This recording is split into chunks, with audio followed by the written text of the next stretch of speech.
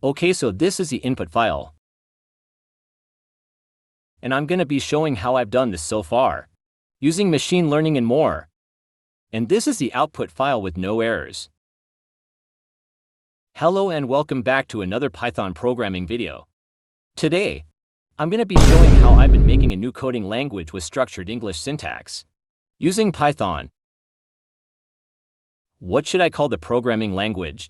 There is a poll on my channel. Okay, so this is the input file.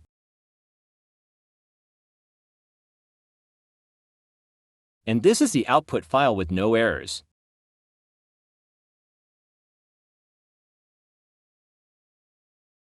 So this is importing the translation main function from another file.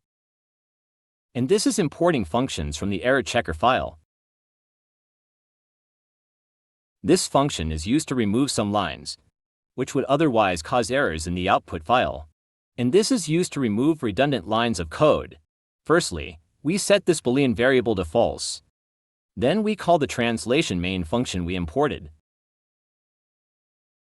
Next, we use the check syntax function and store the result as errors. More errors is set to true, which is the condition for the while loop. Now we go into the while loop. This is where most of the action happens. And here is the for loop to iterate through the list of errors. The list is split by each new line. And a for loop is used to iterate through each line. The line is split by the colons, which separate parts of the error message. The next part then checks if it's an actual error, and not the header or footer of the errors. And this bit checks the certain error codes. More errors is then set to true, and the error checker main function is called, which returns whether or not there is a parsing error. If there is a parsing error, then the clean file function is called and the file is rewritten too.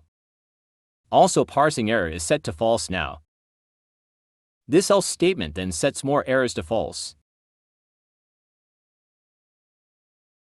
Here, the clean file to function is called to sort out the file after processing. And finally, the output file is written too. And so this is the translation file.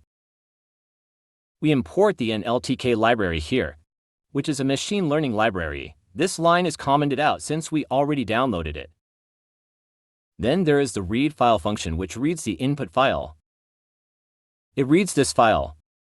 And this is a dictionary storing the processing data for the program so far. And here is the translation function. It uses machine learning to tokenize the sentences. Then it paces through each sentence, mapping it to the appropriate converted sentence in the dictionary.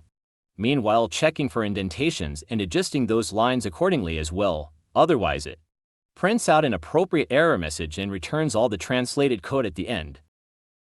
Then this is the translation main function, which just calls the other functions and writes to the output file.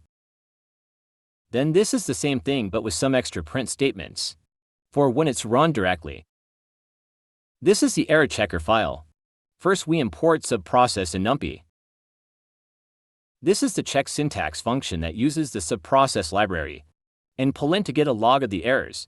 It then decodes them and puts them into a list, ready for use in the rest of the program.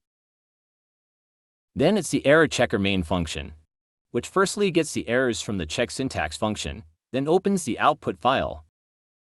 A numpy array is created for the line numbers, and error num is set to 0. And this is the variable to value dictionary. Also not imported is set to true and the errors are parsed through. The error codes are checked and the line numbers array is used to point to which line each variable value pair should be inserted into, as well as inserting it. The program also picks up any parsing errors, prints a suitable message and breaks the loop before returning whether or not there was a parsing error at the end of the function. It also rewrites the code without these syntax errors. Finally, the code at the bottom ensures this method is called when the file is run directly. So here it is when I run it.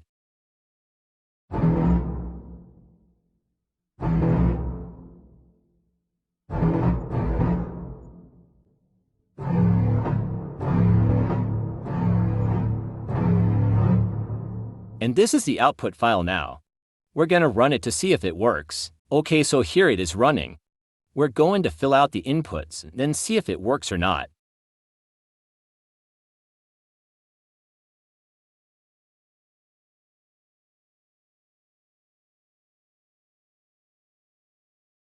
Thanks for watching.